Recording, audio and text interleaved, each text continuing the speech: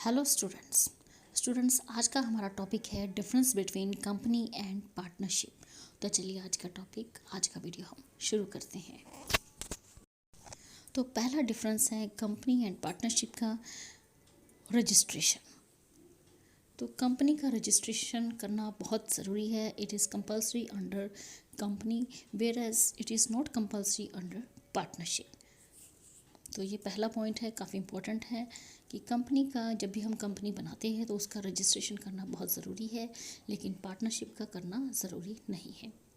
Second है legal status. तो company जो है हमारी एक लीगल पर्सन है। Company is a legal person whereas partnership क्या है हमारी? Partnership is a collection of individuals. जब कुछ लोग मिलकर एक बिज़नेस शुरू करते हैं तो वो होती है हमारी partnership. Whereas company is not a collection of individuals but it is a legal person. Third है हमारा difference minimum number of persons. एक कंपनी को चलाने के लिए या पार्टनरशिप को चलाने के लिए कम से कम कितने लोग होने चाहिए? तो अंडर कंपनी, प्राइवेट कंपनी को चलाने के लिए कम से कम 2 लोग होने चाहिए। There are minimum 2 number of persons to run a company, whereas under public company there are at least 7 members to start a company, whereas under partnership there are minimum number of members, there are minimum number of partners are only 2.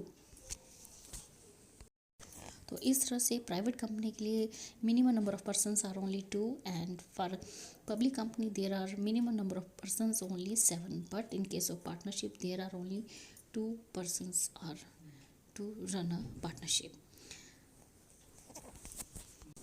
Next point है fourth point, that is maximum number of persons. तो under company अगर आप public company शुरू कर रही हैं या run कर रही हैं तो वहाँ पर हमारे जो नंबर ऑफ पर्सन्स हैं मैक्सिमम वो होते हैं अनलिमिटेड। मींस एक कंपनी में, पब्लिक कंपनी में नंबर ऑफ पर्सन्स हो सकती हैं, वो अनलिमिटेड हो सकती हैं। But whereas for private company, अगर आप प्राइवेट कंपनी की बात करें तो वहाँ पर आपके नॉट मोर देन 50 मेंबर्स होने चाहिए। Means maximum number of persons are only 50 से ज़्यादा आपके शेयर होल्डर्स या पर्सन्स नहीं होने चाहिए। वेयर एज अंडर पार्टनरशिप, अगर आप पार्टनरशिप की बात करें तो वहाँ पर हमारे जो मैक्सिमम नंबर ऑफ पर्सन्स है, अगर हमारी पार्टनरशिप ट्रेडिंग पार्टनरशिप है, इन अ ट्रेडिंग पार्टनरशिप, तो वहाँ पर मैक्सिमम नंबर ऑफ पर्सन्स या maximum number of partners are only 20। तो वहाँ पर जो पार्टनर्स की संख्या है मैक्सिमम ज़्यादा से ज़्यादा वो होगी सिर्फ 20। लेकिन अगर आप बैंकिंग पार्टनरशिप रन कर रहे हैं, इन केस ऑफ बैंकिंग बिजनेस, अगर आपका बैंकिंग बिजनेस है तो वहाँ पर आपकी मैक्सिमम नंबर ऑफ पार्टनर्स होंगे ओनली 10। तो 20 से ज़्यादा और 10 से ज़्यादा आपके नंबर ऑफ मेंबर्स या पार्टनर्स नहीं होने चाहिए। नेक्स्ट पॉइंट है ट्रांसफरेबिलिटी। तो under company a shareholder can transfer without the consent of other shareholders. तो अंडर कंपनी कोई भी शेयर होल्डर अपने शेयर्स को ट्रांसफ़र कर सकता है बिना किसी अन्य शेयर होल्डर्स की सहमति के। Whereas under partnership, a partner cannot transfer his share without the consent of other partners. लेकिन पार्टनरशिप के अंडर कोई भी पार्टनर अपना कोई भी शेयर किसी को ट्रांसफ़र नहीं कर सकता बिना किसी अन्य पार्टनर्स की सहमति के बिना। तो अगर पार्टनर को अपना शेयर ट्रांसफ़र करना है तो इससे पहले उसे परमिशन लेनी होगी अन्य पार्टनर्स से, उसके बाद ही वो अपना शेयर किसी अन्य पार्टनर्स को या किसी और को शेयर ट्रांसफ़र कर सकता है। नेक्स्ट है 6 point, contractual capacity. A shareholder can enter into a contract with the company and can be the employer of the company.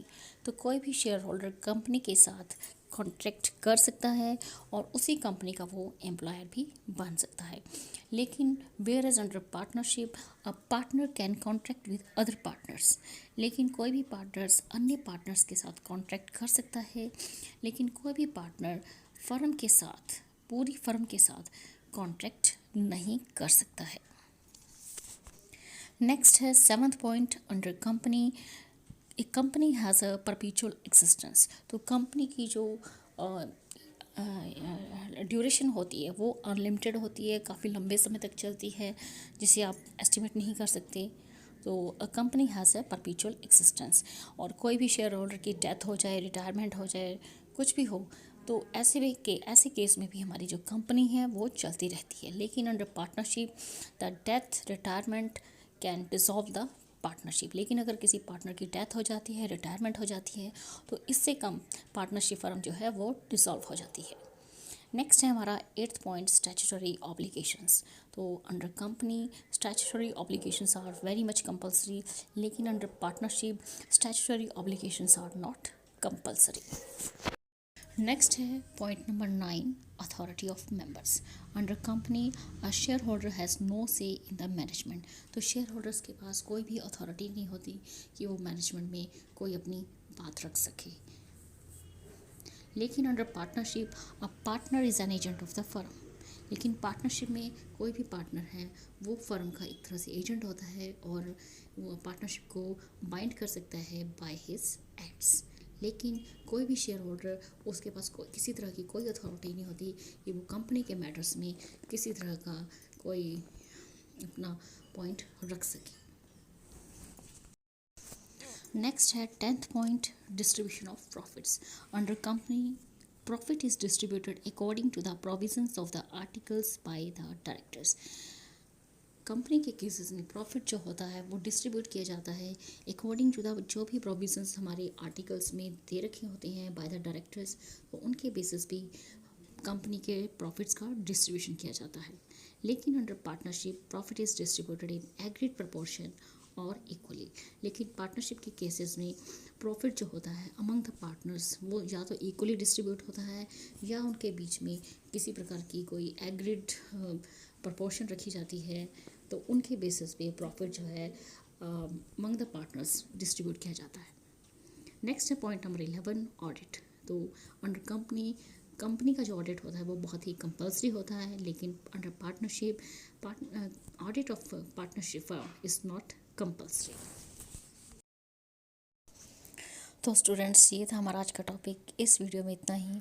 अगर आप मेरे चैनल पे नए हैं तो प्लीज़ मेरे चैनल को सब्सक्राइब कीजिए, और साथ ही मेरे वीडियो को ज़्यादा से ज़्यादा लाइक, शेयर एंड कमेंट कीजिए। Thank you, thanks for watching.